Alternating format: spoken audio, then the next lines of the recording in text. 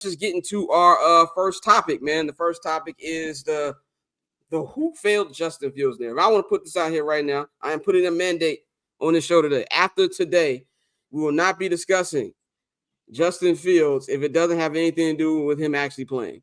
When he plays and he has a great game, we're going to talk about that shit, give him his love, all that. But after today, in Bears conversations, we will not be talking about that anymore. It's just he's gone.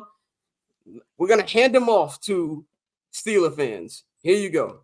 This is what we're going to do, give it to them. But my question is, we're going to talk about, who ruined. There's been a whole bunch of things, obviously, with the RG3 thing.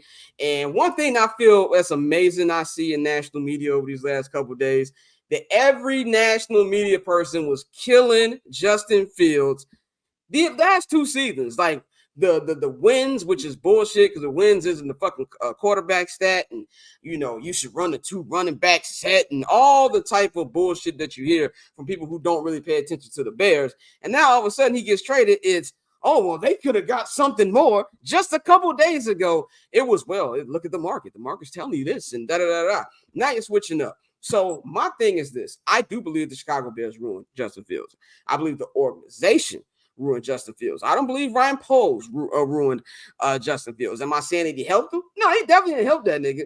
But I don't think he's part of ruining him. The ruining people, like I just said a couple minutes ago, do not have Hallis Hall ID cards anymore. So I feel like at this particular time, we need to kind of take the blame and put it in the right way. And putting the blame on Ryan Poles fully just doesn't make any sense to me, especially when he did something this week, which we heard from Courtney Cronin. Adam Schefter reported the same thing, that the Bears had 4 other offers from teams that would have gave up higher draft capital, but they allowed Justin to tell them where he wanted to go. That wasn't the best thing for the franchise. It was the best thing for Justin. He said at the combine, we're going to do right by Justin, and he was a man of the word. We can say a lot of things about Ryan Poles. You can say he's been more lucky than good. I would agree with that. You can say that he put Justin, in particular situations where he didn't help him by giving him everything he did right now. You can say that as well. But one thing you can't say, he's not a man of his word. When he came out a couple weeks ago and said that, we're going to franchise Jalen, but I'm pretty sure that we're going to get a deal done. And everybody thought that was bullshit. And we got that deal 48 hours after he got the tag put on him. So I believe that was something, and if anything, you could talk about it wasn't good for the franchise. I saw a couple people say you don't win championships like that, which is funny when Bears fans tell you how to win championships. Like, nigga, we don't know how to win championships, especially not in this fucking modern era. If anything, it just sends a message to your locker room. It sends a message to Justin's people and Justin that we're going to do right by you. And for any future Bears players, this guy's a man of his word. And that's where I kind of feel with that. I'm going to go to Dante first. Dante, you had a moment, you had a weekend to, get over. I rewatched the reaction show. You were not there physically. Like you were there physically, but you wasn't there with us, bro. Like he actually left, and I don't even remember when he left. The nigga just was not there no more. So you've had a weekend to collect your thoughts. What do you think about the trade, and really just who should get the blame for even putting Justin in the situation? I think the blame goes on the organization. It's not Justin. It's not Ryan Poles. I think with Poles, he didn't go out of his way to help Justin, but he did help Justin. He drafted an offensive tackle in right.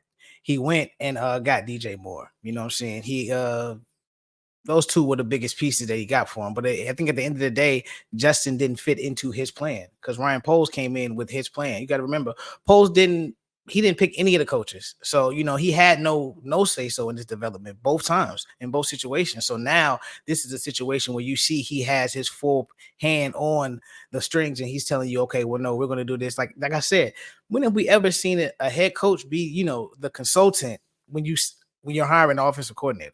Like, this is clearly his show. And so to do this, to say Ryan Poles is the reason Justin Fields failed, nah, it's the organization. It was set up to fail. We talk about, not aligning everybody, and this is not aligned either. But at the same time, I think this is the first time in a while that we've seen our general manager go out of his way to set up an offense and bring in a quarterback that's going to have, be in a position to succeed. So I think with Justin, it was the organization from the jump. It had nothing to do with Ryan. He's just doing his job, and he's continued to do a great job at his job. Dang, man. What you think about this, this blame narrative and who should get the main blame? The Bears should get the main blame.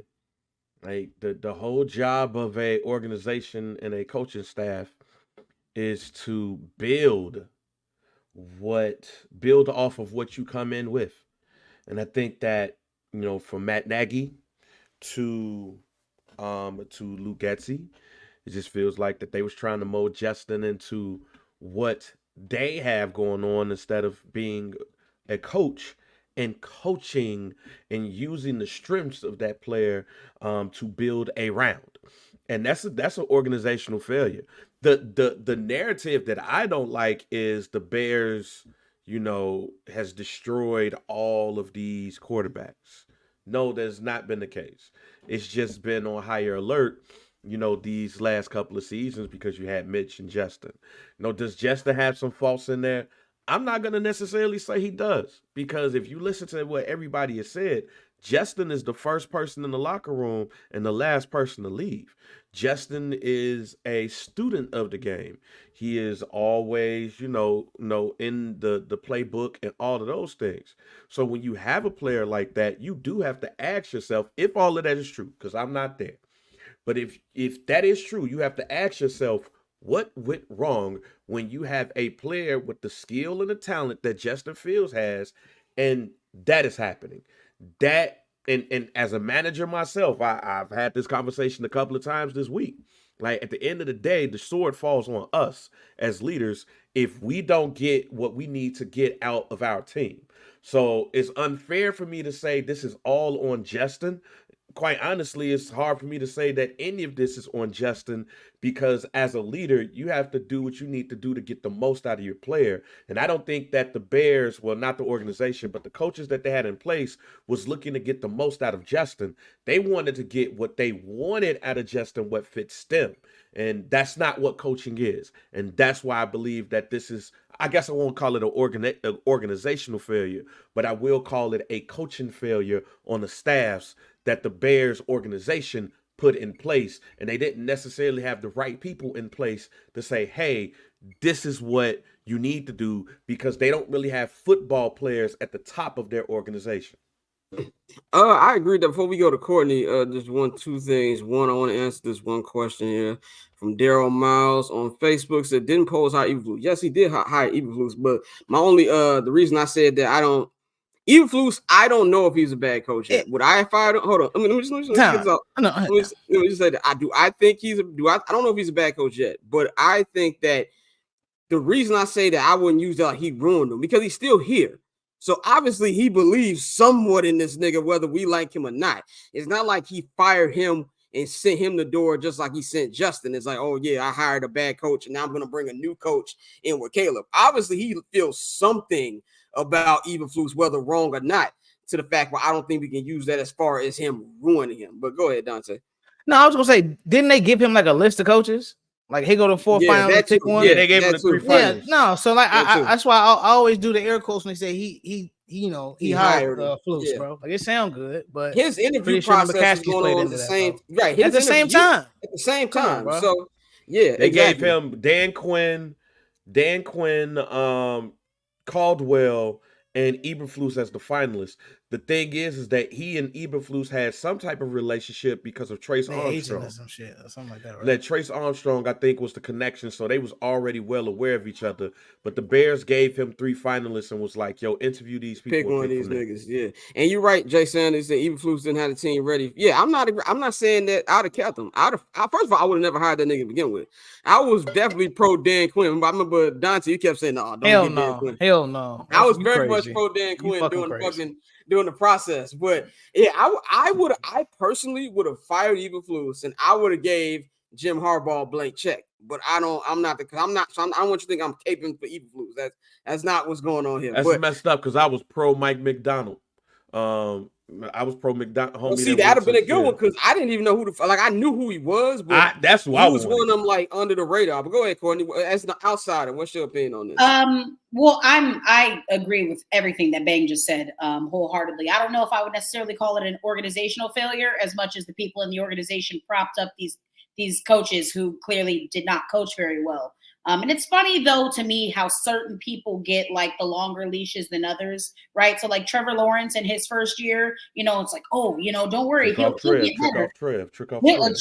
He'll get better. Don't worry about it, right? It's just, shaky situation with Urban Meyer, but like Justin wasn't unfortunately given the same opportunity. What can you do? Now he's in a better situation. Good for him. But no, they failed that man. Let's call it what it is. They failed that man. Paper on these player haters, old news, money on the other line.